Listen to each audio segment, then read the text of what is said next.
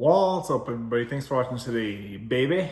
All right, guys, late night video here. Just wanted to put a couple videos together. So here's the first one. I've been having a lot of comments on my past.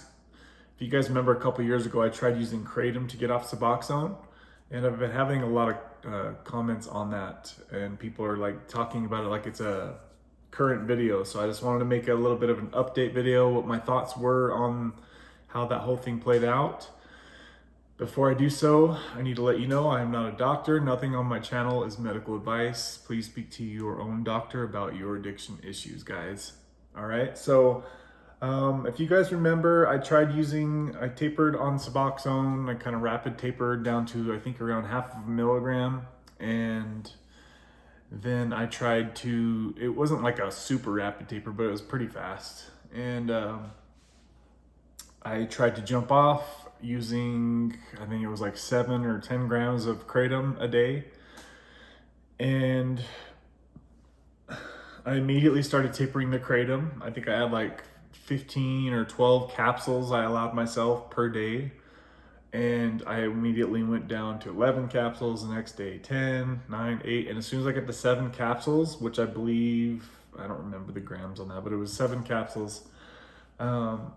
I got stuck right there. I couldn't go any farther, okay? And I tried as hard as I could, but what happening was I kept waking up early in the morning.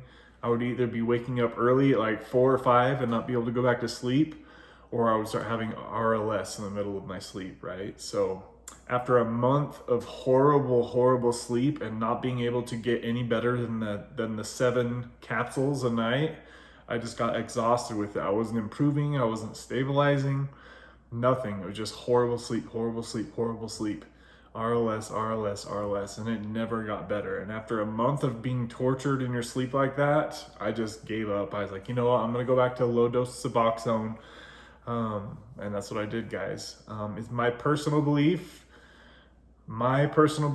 that if you're on lower doses of Suboxone, it's better to just continue tapering the Suboxone, okay? Till you're down to 1/4 milligram for a few months and then try getting off, right? If you're just like kind of whatever, like maybe around 1 milligram of Suboxone, just keep going with Suboxone, guys. In my personal opinion, I believe Suboxone is the better out of the two, mostly because of the longer half-life.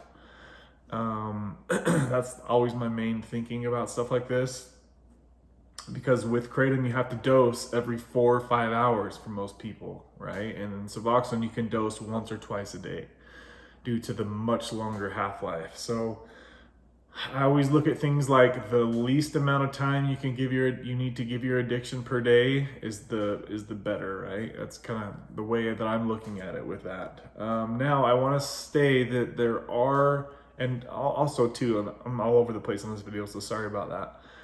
There have been a lot of people that have tried to use Kratom to get off Suboxone, and I would say probably 90% of them end up going back on Suboxone.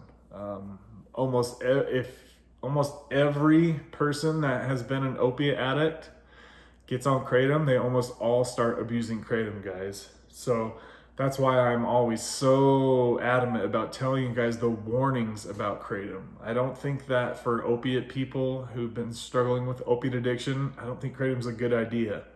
Just simply due to the potential of getting high off of Kratom, and also because of there's such a short half-life. It's so close to like painkiller half-life. It's like 5 hours, I believe, somewhere around there. You can Google it and you can see it's a little bit higher here, a little bit lower there. Like in my experience, it was about 4 to 5 hours was the half-life. So I believe Kratom definitely has its positives. I mean, I think that somebody that never struggled with opiate addiction, Kratom could be a great, like a painkiller type of situation. People that suffer from like period cramps, that would work great for them. My ex-girlfriend used it for that and it worked awesome for her. Just random certain things like that, like mostly people that just haven't had an addiction to opiates, I think it could be a great occasional use or even recreational use. I don't really think it's the smartest idea, but I mean, if you're comparing it to other things, sure, take a couple Kratom capsules and have fun, I guess, on the weekends. That's better than getting a DUI and driving drunk in your car, right? I just wanted to say too that if you guys remember, I had my buddy on the channel, Sonny, a while ago. He was extremely strict, and I think he's the only person that I know that did it like to a T, like as good as you could do it, right? So I think he was down to 1/4 milligram of Suboxone. So just about as far as you can taper down, right, guys?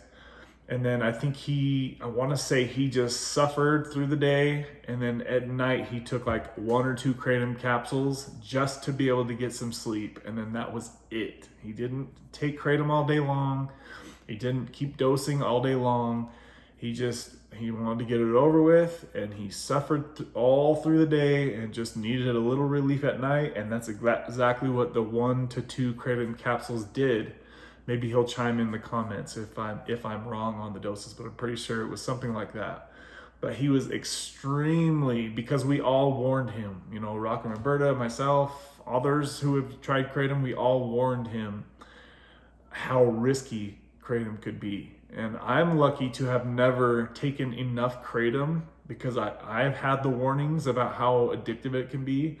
So I knew in my head, I never want to let my brain experience that euphoria from Kratom. And taking too much Kratom, you can get euphoria. It's known, right? So thankfully, I never had that addiction to Kratom, because I never felt that feeling from Kratom, because I was always so careful about taking the smallest doses that I can. So there was a guy recently talking on my Kratom from Suboxone video, and it made sense to why he's trying to use Kratom to get off Suboxone, because he has a drug test coming up and he's taking Suboxone off the streets, right? So there are certain scenarios, guys, where it does make sense to, yes, take Kratom. If you have to pass a drug test, of course, Kratom's gonna help you and save you through that. Also, like if it comes down to if somebody's addicted to heroin or fentanyl or even hard opiates, painkillers, Roxys, Oxys, yes, Kratom is a much better alternative, of course. So I hope this doesn't come off as me just bashing Kratom, because that's 100% not what I'm doing. I'm just saying, for most people who watch this channel have been addicted to opiates, and therefore I believe that Kratom isn't the best idea for people who have been addicted to opiates in the past. So there are always certain outliers, and just like that guy I just told you, he has to, also another, I was talking to, I think it was Jen, I think she runs out of her Suboxone early every month, and then she's like horrified of going into withdrawal. So if somebody gets in a rough patch or they run out of their Suboxone early, then yes, Kratom can and it will bridge the gap until you get to your next doctor's appointment. If your Suboxone gets stolen, whatever happens, if you get into an emergency situation, you forgot to bring your Suboxone on the plane across your vacation. I mean, there's so many different things that could come up. Kratom will keep you from going into withdrawal. You'll just have to keep taking it every 3, 4, 5, 6 hours. So yeah, guys, there's definitely certain scenarios where Kratom can help get you through a rough patch, get you through drug tests or whatever it is. And if you're trying to use Kratom and you don't want to touch Suboxone and you're trying to use Kratom to get off of harder opiates, then by all means try it.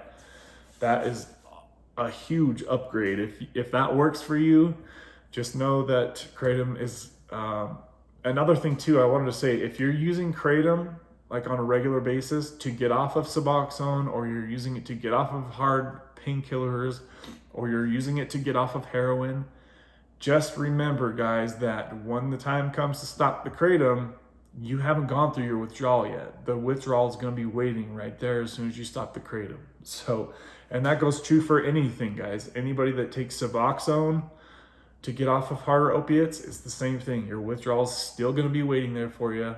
Suboxone is just buying you the time to put your life back together, or to taper if you have the time to kill, right? it's just all about how you want to go about it. There's just so many different scenarios that come into play, guys, but just generally is, in my experience, I believe it's best just to stay on Suboxone, to taper as long, low, and slow as you can, or as you need to. Maybe you don't need to take 2 years to taper off Suboxone. Maybe you're somebody that can do it in 3 months, 4 months. Some people can cold turkey Suboxone, as I've said before, guys. So it's just, everybody's on their own level. Everybody is capable of different pain and tolerance levels. There's just so many things, but just generally speaking, I don't think it's the best idea if you've struggled with opiate addiction. Okay, guys, but that's pretty much all I wanted to say for this video. Remember, I'm not your doctor, guys, so get your own assistance with your own doctor. I will have more videos coming. I'm going to record another one right after this. And I'm planning on doing a Wednesday live stream, since I promised Deb and who else was it that I promised? Scotty, I think. So yeah, we're gonna do the Wednesday live stream, guys. I don't really have a topic for that, so maybe somebody wants to jump on live with me, or maybe I can just kick it and chill with you guys and chat. We'll figure it out. We'll figure it out, guys. So make sure that you guys are subscribed to the channel. I've seen that we've had a flux of new subscribers, so welcome to the channel, guys, and we'll watch for you guys in the comments. All right, guys, see you soon. Bye.